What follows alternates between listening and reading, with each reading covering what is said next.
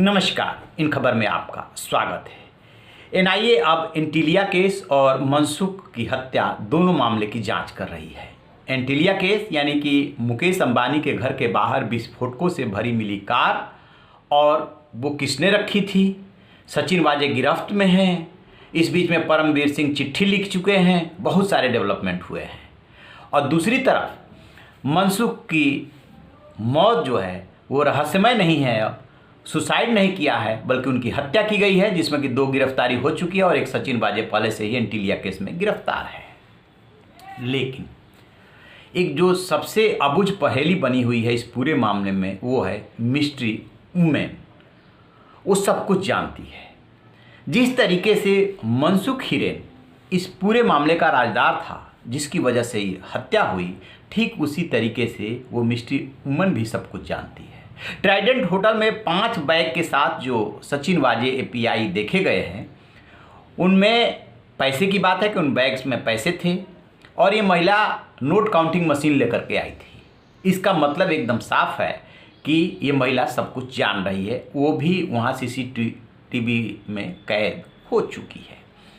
जो खबर आ रही है सोर्सेज के हवाले से एनआईए काफ़ी हद तक उसके नज़दीक पहुंच चुकी है, क्योंकि सचिन वाजे ने बातचीत में जो पूछताछ हुई है उसमें कुछ ऐसे क्लू दिए हैं जिसकी वजह से एनआईए उस महिला तक पहुंच चुकी है, पता कर रही है। अब उसके किसी भी समय ये पता चल सकता है कि ये महिला वो है और उससे पूछताछ से शायद सारा भांडा फूट जाए। दरअसल अभी तक की जांच में जो एंटीलिया केस, अभी हम एंटीलिया केस की बात कर रहे हैं, जो भी जानकारी मिली है पूरी कहानी सचिन वाजे एपीआई के इर्द गिर्द घूम रही है, जबकि हकीकत ऐसा नहीं है। सचिन वाजे ही इसका मास्टरमाइंड है, ये किसी के गले नहीं उतर रहा है। सचिन वाजे इसमें एक मोहरा है, ये बात समझ में आ रही है। सचिन वाजे तेज तर्रार और इस तरीके का षड्यंत्र रचने में माहिर पुलिस अधिकारी रहा, ये बात समझ में आ रही है। वो लाइमलाइट में आना चाहता था, वो कोई कारपोरेट घराना सिक्योरिटी एजेंसी कंपनी लेकर के आ रहा था, उसमें शामिल होना चाहता था, उसकी महत्वाकांक्षाएं समझ में आ रही है। लेकिन क्या एक सहायक सब इंस्पेक्टर या सब इंस्पेक्टर रैंक का अधिकारी इतनी बड़ी घटना देश के सबसे बड़े उद्योगपति के यहाँ विस्फोटक रखने की हिमाकत कर सकता है?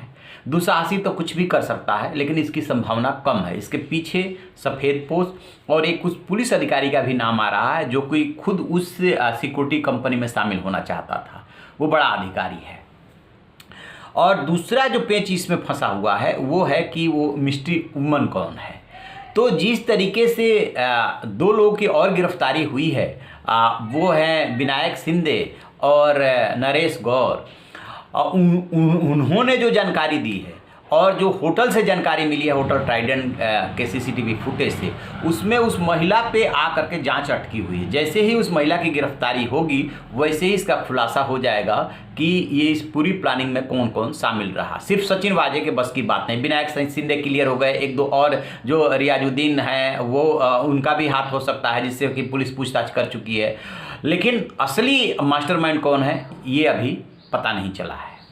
दूसरी तरफ मनसुख हिरेन पूरी बात जानते थे। गाड़ी चोरी नहीं हुई थी, मनसुख हिरेन ने सुसाइड नहीं किया था, ये भी बात अभी तक की जांच में क्लियर हो चुका है।